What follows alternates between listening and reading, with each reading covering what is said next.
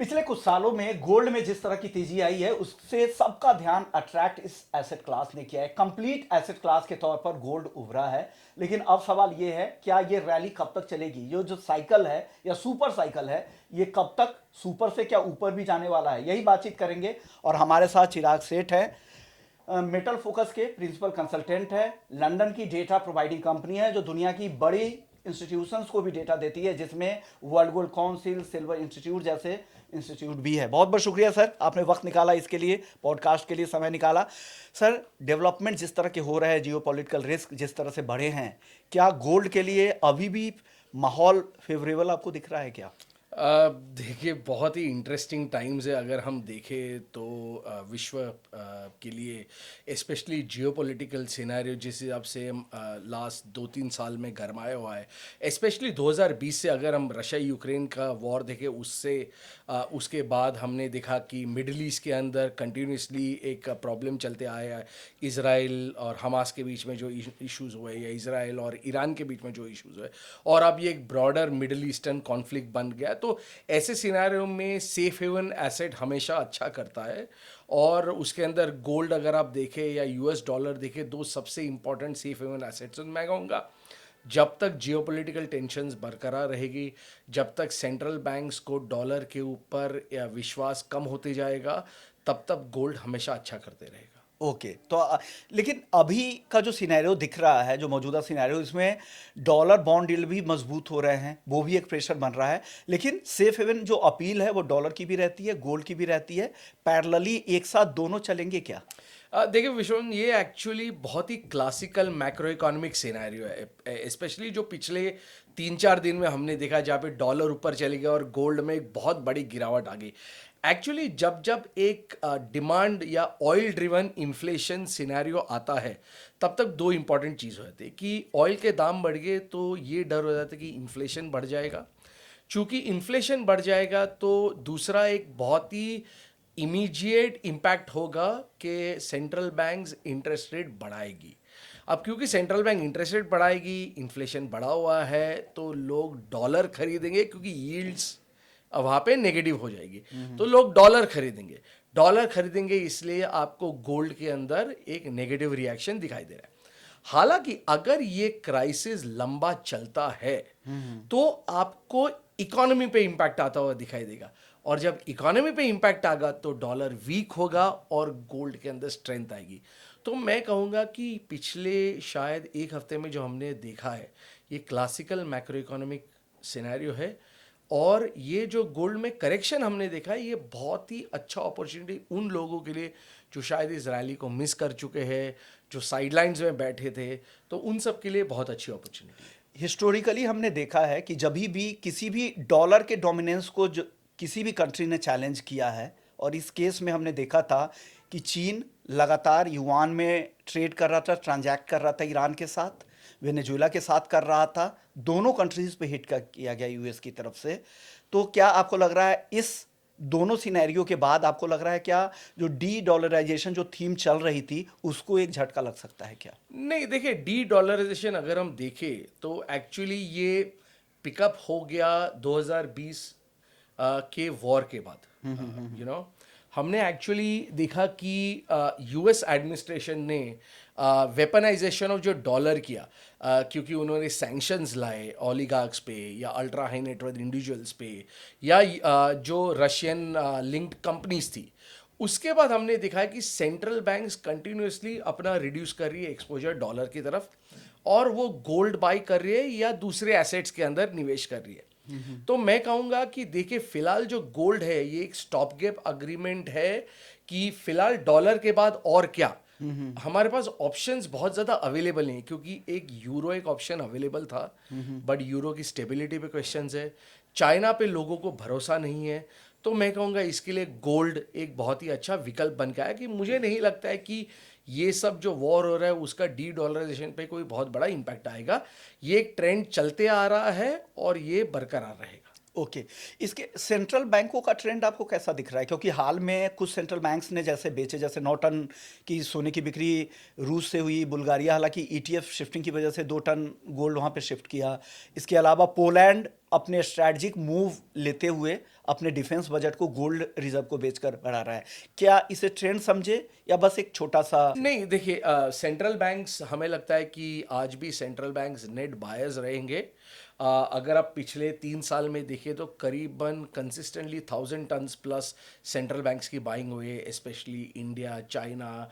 और हमने एक चीज़, बहुत ही इंटरेस्टिंग चीज़ विश्ववन देखी है कि इस बार ब्रॉडर रहा है सेंट्रल बैंक बाइंग। पिछले अगर आप 7-8 साल के देखें तो आप देखते थे कि 7-8 सेंट्रल बैंक्स बाई करते थे इस और बार वो बल्क ऑफ बाइंग हुई है। 10 साल बाद ये कोरिया आई और बाकी कुछ Absolutely. कंट्रीज वगैरह आई। एब्सोल्युटली, तो बहुत ही ब्रॉडर बाइंग रहा है। हालांकि हमारा अनुमान है कि शायद 2025 में, 2026 में सेंट्रल बैंक बाइंग रहेगी स्ट्रांग, पर 1000 टन नहीं होगी, शायद ये 700 से 800 टन के बीच लेकिन में ट्रेंड चलता रहेगा ये खरीदारी। ट्रेंड बिल्कुल चलते रहेगा। ईटीएफ का ट्रेंड आप कैसे कर रहे हैं? मैं 1-2 महीने की बात नहीं कर रहा हूँ, अभी जो निकासी हो गई या कुछ रिडम्पशन देखने को मिल रहा है, ओवरऑल ट्रेंड आपको कैसा दिख रहा है गोल्ड ईटीएफ में?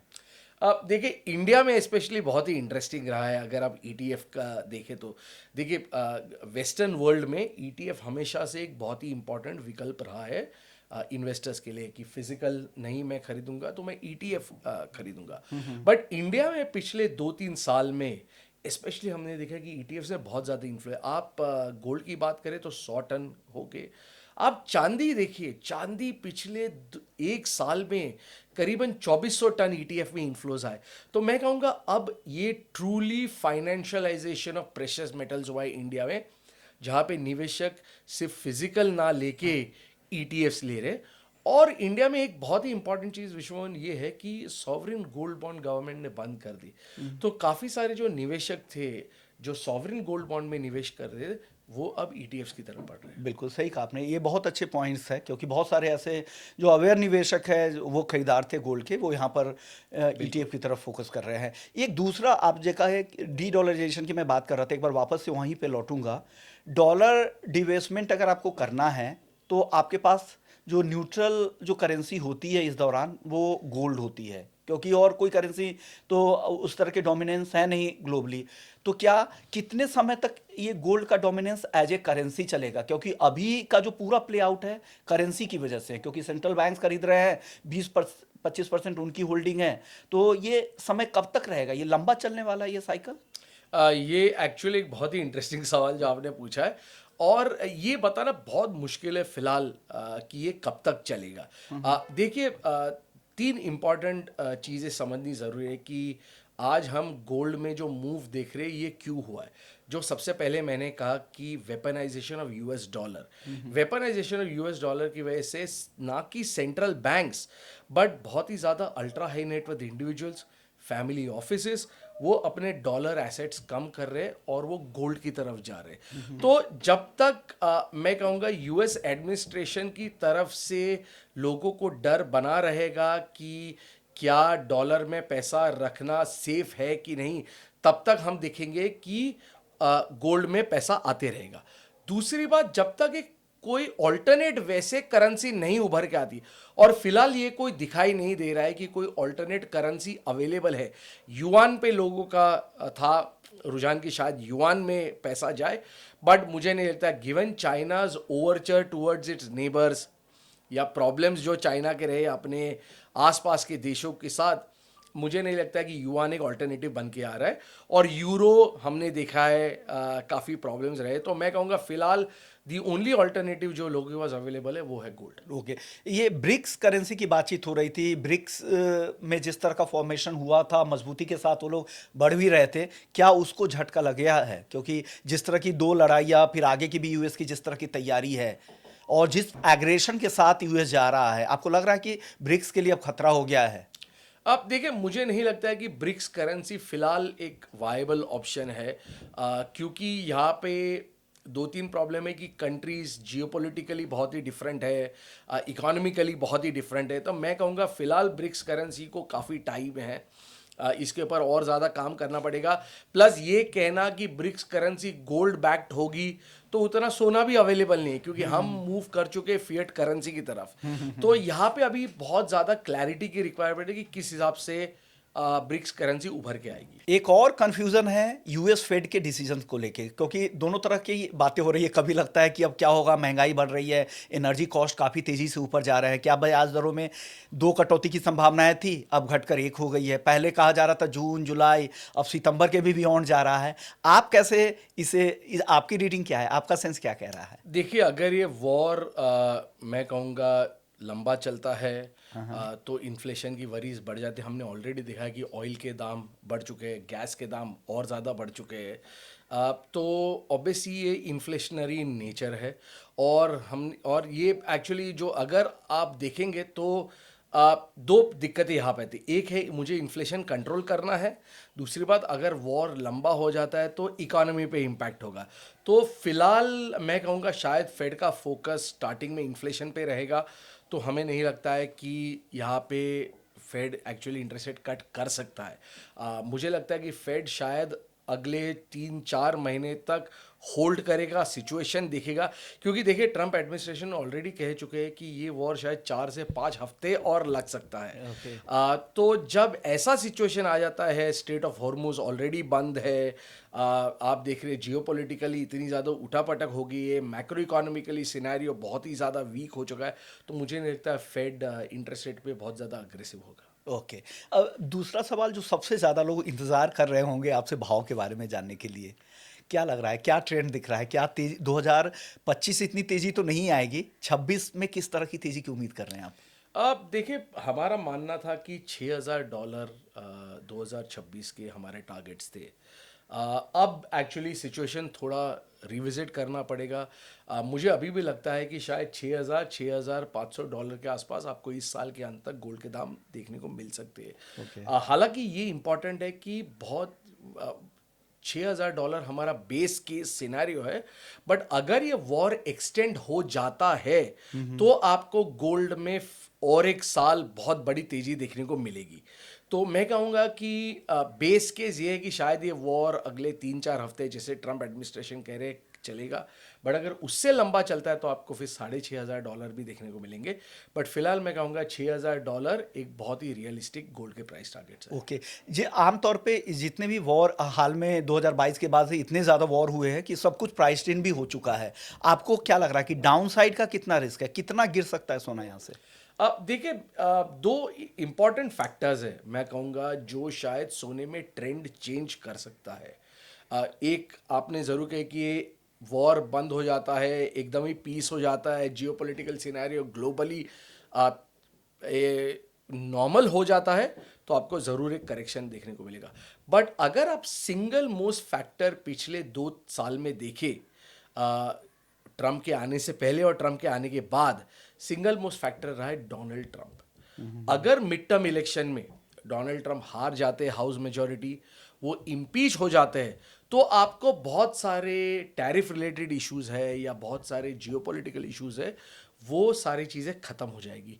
तब शायद गोल्ड में आपको बड़ा करेक्शन देखने को मिल सकता है। मैं कहूँगा अभी भी डाउन साइड $4,000 तक प्रोटेक्टेड है, ऊपर में आपको 6,000 से $6,500 के बीच के भाव देखने को मिल सकते हैं। ओके। और चांदी को लेकर क्या, क्योंकि चांदी में जिस तरह की तेजी आई उसी हिसाब से 40-45% की गिरावट भी, चांदी आपको लग रहा है कि इस भाव पे भी सस्टेन कर पाएगी या और वापस से फिर से रिकवरी की संभावना ज़्यादा दिख रही है? अब देखिए, चांदी में एक्चुअली बहुत ही इंटरेस्टिंग जंक्चर पे चांदी है, क्योंकि अगर वॉर लंबा चलता है तो ग्लोबल इकोनॉमी इम्पैक्ट हो जाती है, ग्लोबल इकोनॉमी इम्पैक्ट हो जाती है तो इंडस्ट्रियल एक्टिविटी इम्पैक्ट हो जाती है। और हम जो चांदी की डिमांड की बात कर रहे हैं कि ईवीज और सोलार, डेटा सेंटर्स, ये सारी चीज़ें कहीं इम्पैक्ट हो जाएगी। दूसरी, एआई बबल भी जो है, अगर एआई बबल भी बर्स्ट हो जाता है तो भी चांदी पे डिमांड इम्पैक्ट होगा। फिलहाल हमारा मानना है कि आपको रियलिस्टिकली अगर देखें तो $100 to $110 चांदी के भाव ऊपर में दिखते हैं। कब तक, इसी साल? इस साल के अंत तक। बट आइडियली मैं कहूँगा चांदी कंसोलिडेट करेगी, शायद $80 to $90 के बीच में काफ़ी देर तक रहेगी। और जब गोल्ड में एक बड़ी रैली देखने को मिलेगी तो चांदी भी उसको कैचअप करेगा। ओके, और नीचे में डाउन साइड क्या लग रहा है? चांदी में गिरावट दिख रही है कि ज़्यादा नहीं, चांदी की गिरावट पूरी हो चुकी है? मैं कहूंगा पूरी तो नहीं, मैं कहूंगा क्योंकि चांदी जब गिरता है तो बहुत ज्यादा जाता है, तो जब मैं रिसेशनरी टाइम में काफ़ी गिरती है। एब्सोल्यूट, तो चांदी शायद 70-75 डॉलर्स भी आपको देखने को मिल सकते हैं। ओके, और अब एक चीज़ चांदी की इंडस्ट्रियल डिमांड की बात कर लेते हैं, क्योंकि जिस तरह के नैरेटिव फैलाए गए, जिस तरह की स्टोरी बिल्ड की गई कि ईवी में, ये डेटा सेंटर में, अलग अलग न्यू एज टेक्नोलॉजीज़ में चांदी की खपत होगी, लेकिन आमतौर में इंडस्ट्री में होता क्या है कि 6 महीने के आगे के प्राइस वो पहले ही लॉक कर लेते हैं। हो सकता है कि वो 40-45 पे लॉक किए हो, उसके बाद भाव 121 तक गया हो। Yes. इस तरह के भी केसेस होते, क्योंकि हिंदुस्तान जिंक के मैं एक मैनेजमेंट की बाइट सुन रहा था, उनके ज़्यादातर जो उनके सेल्स के जो ये थे फिगर थे वो 40-45 डॉलर के बीच थे, भाव गया 121 तक। तो इंडस्ट्री तो पहले ही लॉक कर चुकी है, तो फिर इंडस्ट्रियल डिमांड इस भाव पे है क्या? देखिए विश्वन, एक्चुअली दो चीज़ें समझनी ज़रूरी है। चांदी के जो रैली आई $70 टू $120, अगर हम देखें तो दो स्टोरीज चल रही थी। एक है सैमसंग की बैटरी जिसके अंदर 1 किलो चांदी BMW। जाएगा, एब्सोल्युटली राइट, और दूसरी है चाइना पे रेस्ट्रिक्शंस। अगर हम दोनों देखें तो दोनों social media driven news items थी जिसके अंदर कोई रियल बात नहीं थी। क्योंकि एक सिंपल चीज़ अगर आप देखें तो अगर 1 किलो चांदी किसी बैटरी में चली गई तो बैटरी कितनी महंगी हो जाएगी, क्या वो रियलिस्टिक है उसको किसी गाड़ी में यूज़ करना? दूसरी बात, चाइना ने ज़रूर कोटाज डाले थे, बट 36 कंपनियों में से 34 कंपनियों को कोटाज मिल चुके थे। ओह, तो दोनों चीज़ें आपने देखा है कि जब वो बबल बर्स्ट हुआ तो ये सारी चीज़ें नीचे आ गई। अब आते हैं रियल फैक्ट्स पे। आज भी इंडस्ट्रियल डिमांड चांदी पे स्ट्रांग है। लेकिन किस, ये अब सवाल ये है, मैं नहीं बोल रहा हूँ कि स्ट्रांग नहीं है, इस भाव पे वायबल है क्या? क्या वो कस्टमर्स को पास ऑन कर पाएंगे? देखिए एक्चुअली एक इंपॉर्टेंट चीज़ है कि कुछ कुछ इंडस्ट्रीज में हमने ऑलरेडी थ्रिफ्टिंग आते हुए दिखाई दिया है। आप सोलार देखें तो जितना 5 साल पहले जितना चांदी पर यूनिट यूज़ होता था आज उतना यूज़ नहीं हो रहा है। ईवीज में ऑलरेडी टेक्नोलॉजी आगे बढ़ रहा है, वहाँ पे वो रिडक्शन की बात कर रहे हैं। तो ये सारी चीज़ें इमीडिएटली चेंज नहीं होती, इसको 2-3 साल लगते। और जिन जिन इंडस्ट्री में जहाँ पे चांदी यूज़ होती है वो उसको एफिशिएंटली हमेशा यूज़ करने की कोशिश करते। तो आज शायद उसका इम्पैक्ट आपको नहीं दिखाई देगा, बट 2 साल बाद आपको उसका ज़रूर इम्पैक्ट दिखाई देगा। मेरे पास 1 लाख रुपए है, सोना और चांदी में इन्वेस्ट मैं करना चाहता हूँ, कहाँ कितना रख लूँ अच्छा होगा?